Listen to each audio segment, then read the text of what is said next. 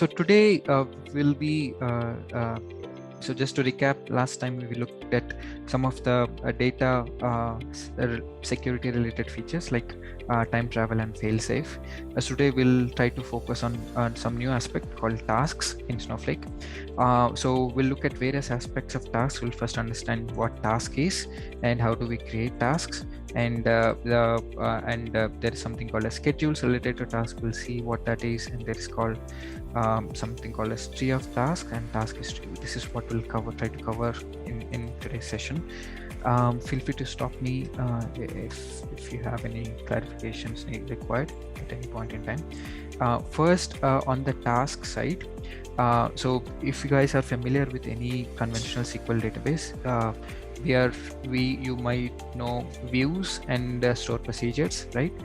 So this is kind of similar to it, but not exactly the same. So at task, in Snowflake, you can consider it as a schedule. So let's say there is a piece of SQL query that you want to run, or a piece of SQL query, a simple statement or a store procedure that you want to run on a specific schedule. Then that is when the tasks will come into play to automate that particular query without any manual intervention.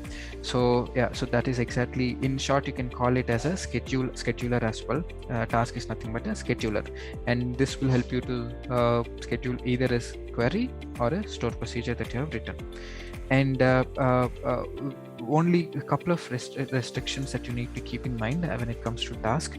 Each task can only contain one SQL statement, so it cannot contain multiple SQL statements for you to run it. So if you have to run multiple SQL statements, you have to create multiple tasks. And second, there are two types of tasks that you can look at. One is called standalone tasks. So these tasks will be independent on it, and it will not depend on any other task. But there are tasks which are dependent on other tasks, and these tasks are called tree of tasks, and that is what we'll try to cover, both these types of tasks. First, to start with, let's just take a look at how we can create a simple task with a simple SQL statement. Obviously, you can, for the demo purposes, we will use simple statements, but you can go ahead and use any complex statements that you want to create under a task. So first, let me create a database to store all these tasks in one place. So I'm just creating a database, and this database is, if you can notice, I put transient word here. Let me explain what that means. Transient, in other words, it means temporary. So for all the databases that we create without the transient word, we will have all the data protection abilities, right? Like, let's say, for example, fail-safe. That will be present for a regular databases and tables, but whenever you create an object, something called as transient, that means it's that you are specifying that, hey, this database is temporary and I don't need data protection features on this database. That way it will save up some costs, and at the loss of data protection facility. So for this database, we will not have the fail-safe ability. So yeah, once that database is created, I am going to create a table called customers. And in this table, I've created three columns, and of which two columns, I'm just putting them with some default values so that it will auto-populate. And there is a third column called with the create date. I'm just putting some time data in it. So I'll just create this table first. And after that, my intention is to insert timestamp data into this particular third column of this table. Okay, and I want to insert this at a regular intervals, let's say at every minute or every hour or whatever it is. So currently, let's say take 1 minute as the frequency. So this is the code that I want to run at every minute, and as I know, I will create a task for it, and the syntax is pretty straightforward as usual. Create or replace task, and the task name, customer insert. You specify which computing resource that you have to use. So because if you have multiple resources, each one can have different computational power. So I'm specifying what computing resource you have to use. I'm specifying the schedule. The schedule needs to be specified in an interval of minutes. It cannot specify 1 hour or 2 hours or 1 day, 2 days. It has to be everything in minutes. If you have to, let's say, specify it for 1 hour, I have to give it 60. If I have to specify it for 1 day, 16 to 24, like that. So everything has to be in minute units. And after that, I just specify the query that I need to execute at that frequency. So I will just run this right now, and that particular task has been created.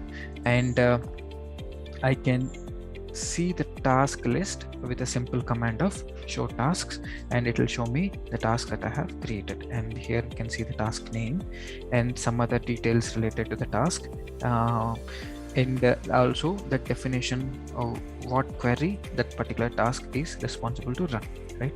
All that is there. But currently, if you see, the task state is suspended. So we after creating this task, it will not start automatically on itself. We have to manually start the task. After that, it will keep running until we manually stop it. So there are two alter statements that we can use: alter task, the task name, and resume will resume the task, and suspend will suspend the task. So now after running resume, if I go back and check it, this particular task has been started. Now for every minute, now it will keep inserting one particular row into this particular table.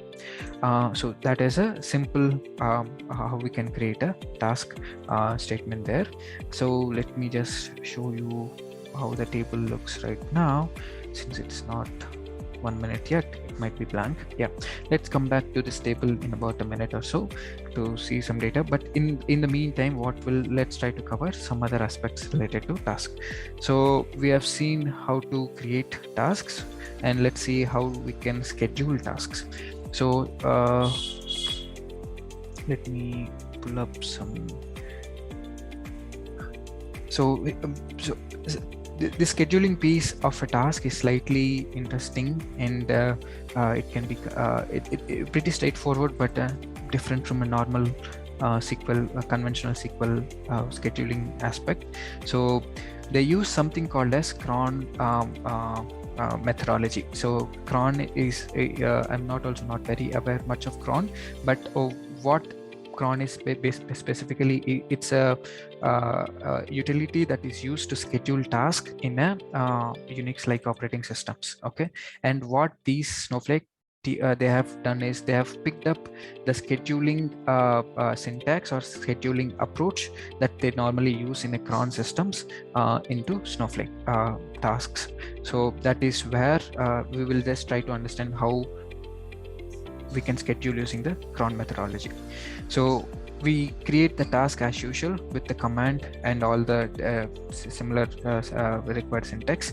And within the schedule, instead of specifying at a frequency of minutes, now we will specify the command using cron.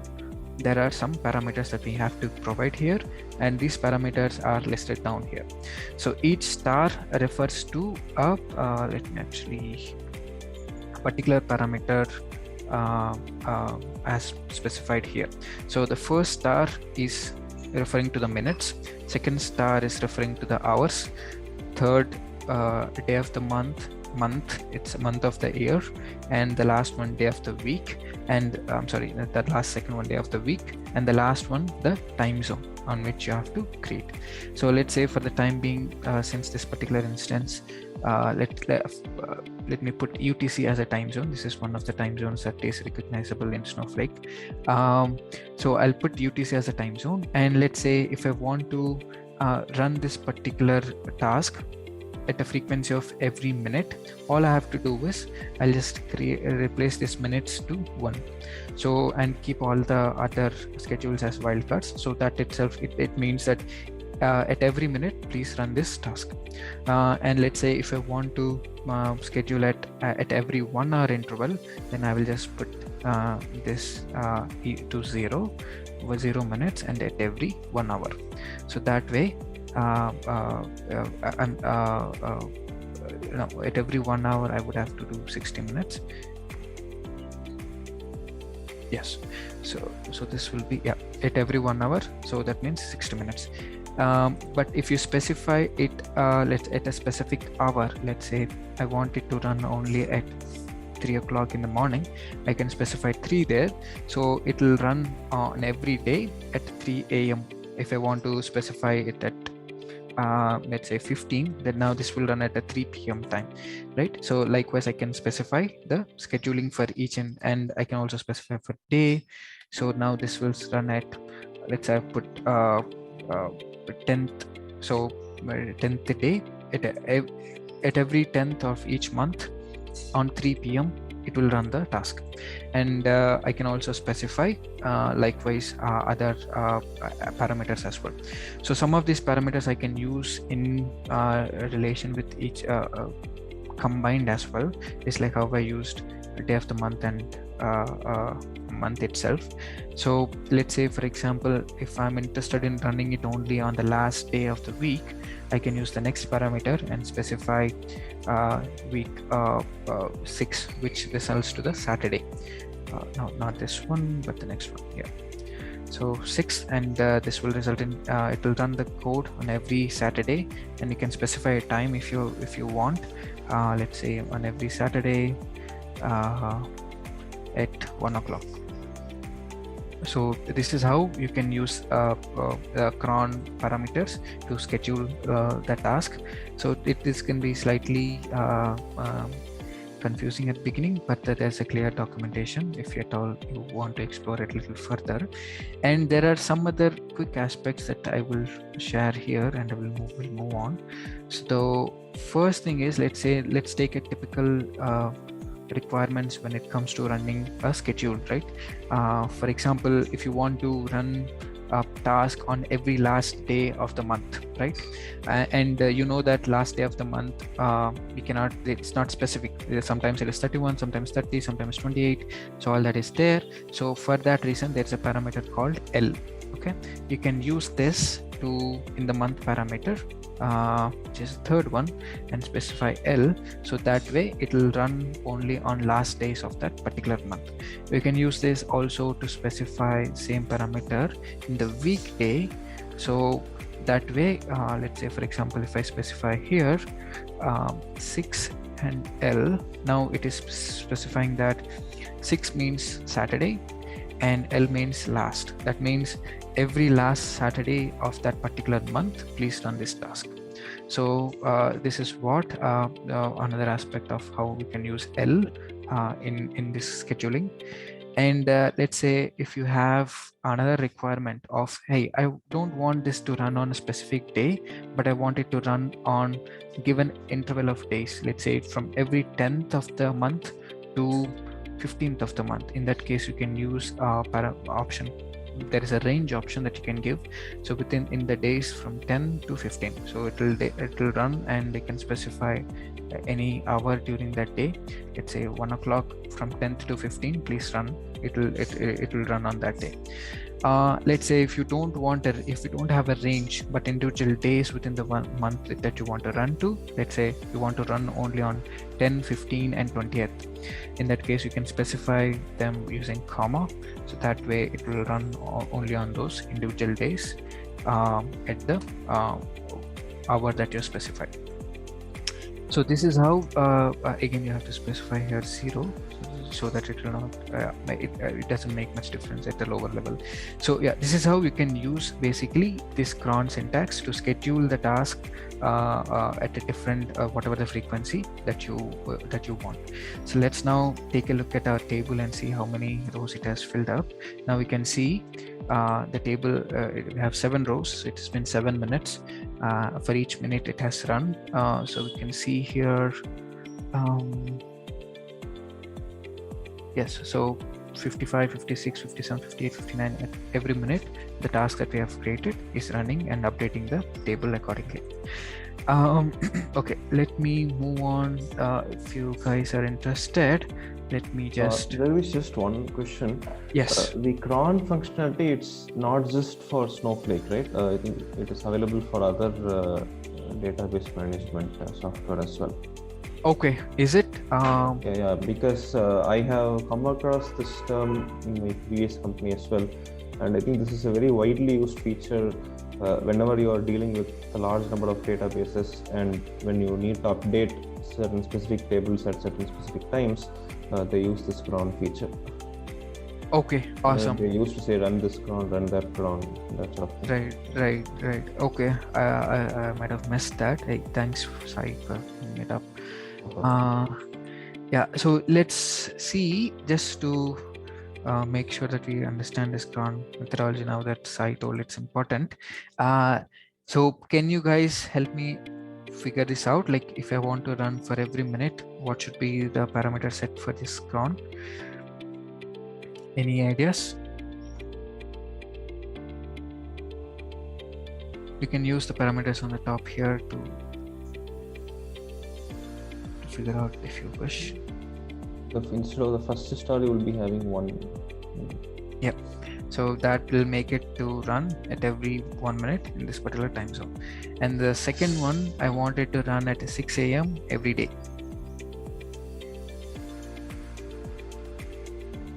Second star will be 6. Yep. So that's correct. And the last one, starting at 9 a.m. until 5 p.m.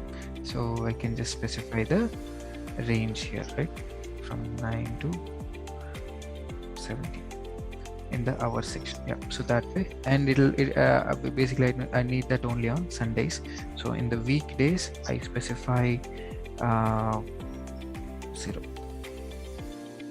So that way on every Sunday it will run in this time range for every hour. Okay, so this is how we can set up the cron schedules. Now let's move on from the schedule piece and look at something called as tree of tasks. So these are the tasks which are dependent on each other, right? So let me first give you some context for tree of tasks. And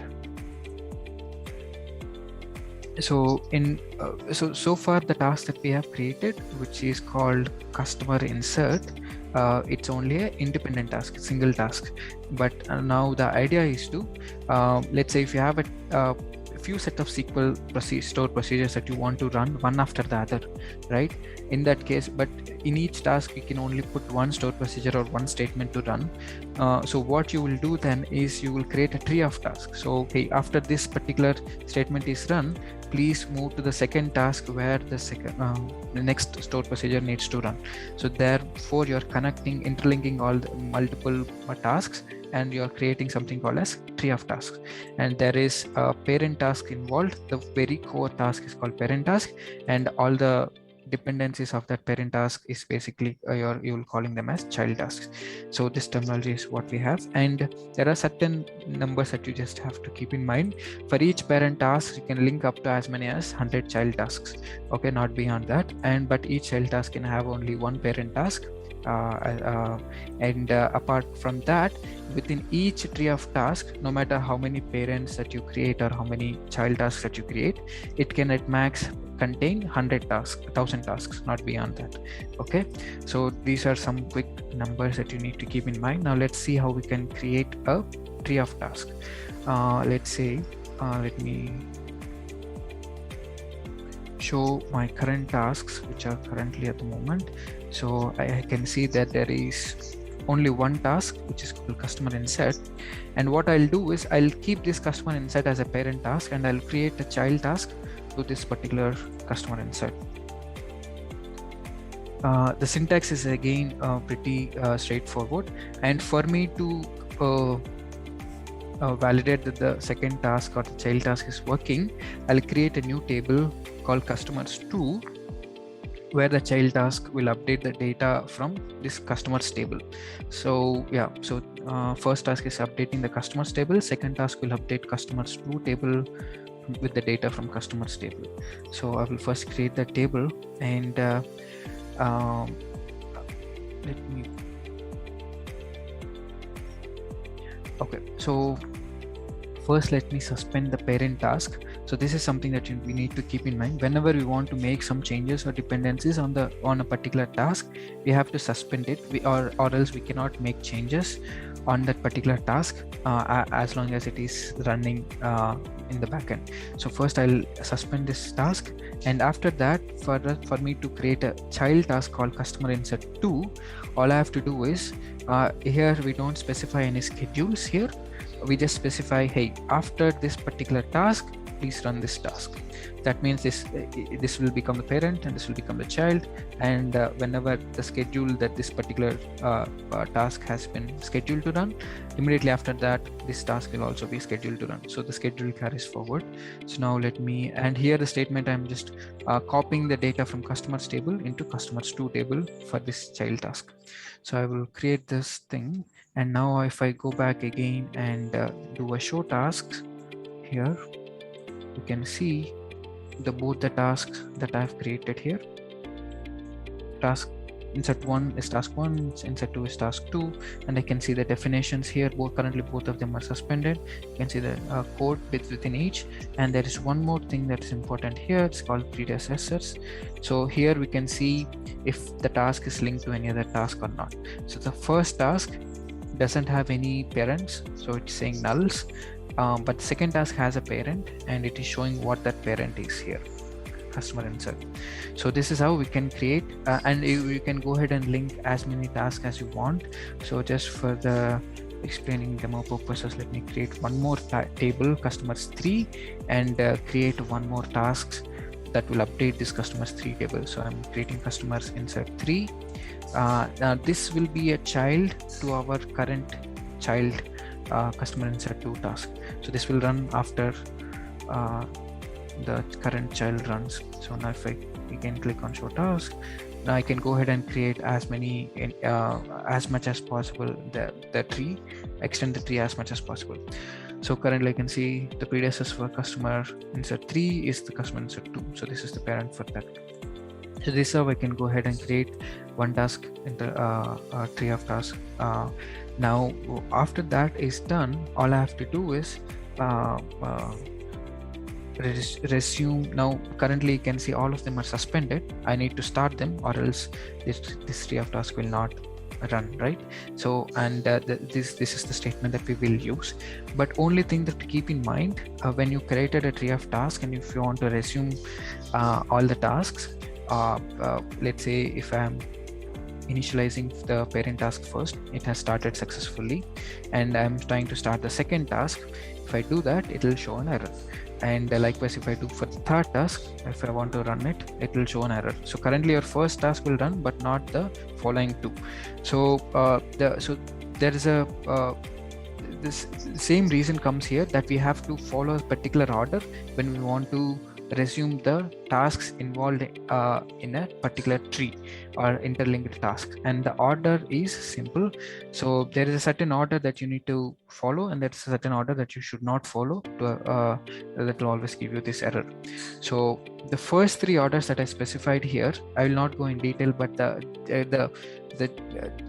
in summary, what happens is, whatever the core task that is there, the parent task, that should always be in a suspended mode when you want to resume the parent child tasks.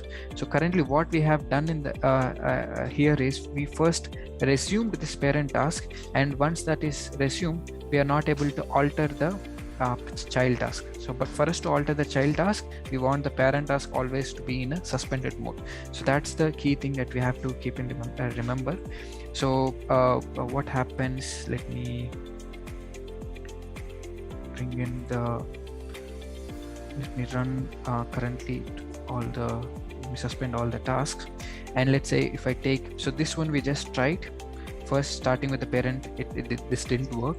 Let's say if I first resume the child 1, okay, it has worked, and if I resume now the parent, that has also worked. But if I resume child 3, it will not work, because my parent has already, the core parent has already running. So the idea is, whenever you have a tree of tasks, always keep in mind the base task should always be at the last. So only then your code will work, or else if something else at the last of resuming order, then it will not work. So I can, let's say if I insert child 2 first, I'll resume child 2, and then I'll resume child 1, and then after that I will resume the parent, and it has all of them have started successfully, and I can see show tasks, and here you can see all the 3 tasks running successfully. So this is some small pointer to keep in mind, that the main core element or char task should be at the very last of your resuming order. So yeah, so that is a little bit about tree of tasks. Let's say once you have created a task and these things are running, okay, let me see, select from customer stars. You can see this particular task is ongoing and there are 14 rows that is updated. And if you are interested in knowing, hey, once a particular task has been resumed, I want to know after some time if that particular task is running or not. Did it run today? Did it run yesterday? To do that sort of checks, there is something called as task history. So you can specify the task name and look at the history when it has run in the past or not. So this is again a simple select star. So there is a metadata table in Snowflake called information schema. All you have to do is ask for task history, and it will show all the history for all the tasks that were ran in that particular Snowflake instance. And here we can see the task name. You can, if you want, you can filter for a specific task that you're interested in, and that will also work. And if you're interested in only let's say tasks which are run in the last hour or something, you can specify based on the schedule time that they put filters on each of these state columns, and you will be able to look at those as well. So in the last 1 hour, these are the 5 tasks that we have run. So yeah, this is all about tasks and task related stuff in Snowflake. If you have any questions, I'll take them. If not, I can stop the session. So one quick question. Yes, basically, so earlier the point that Sai was talking about, so the crons in, not too sure if it is SQL, probably SQL, and do they correspond to tasks in Snowflake, or is there anything separate called cron apart from tasks? In Snowflake, Chaitanya? Yes, yes. That is something I may have to explore, but at the moment, my understanding or my exposure is only in tasks as far as cron. Okay. Maybe Sai can add here. Okay. I'm also not sure, but I think, at the core of it, cron is essentially the way it works is like a task. But I believe that particular functionality or that line where we say using cron, I think that enables us to specify when the tasks should run or at what frequency it should run and so on. Okay, got it. Okay. All right. Very quickly, I'll just do a quick screen share. I think they both seem to be Okay. same. Let me just, I just Googled. Okay, I said cron jobs in Snowflake and it says create a task. So that's what it is. Huh? Okay, all right. I'll just stop sharing my screen. So I guess I was also searching parallelly, and I got this. Transcript is a list of one or more commands to a computer's operating system or an application server that are to be executed at a specified time. So it's more, I think it's more basic than what it is in Snowflake. I think it's also used elsewhere, but I'm not sure. Yeah, got it. I think I agree to the point that Sai mentioned, which is that it is quite common for folks to use what are called cron jobs. Okay, so whenever the data updates, right, nightly, that's typically referred to as cron. At least this is my hearsay, whatever I have heard before.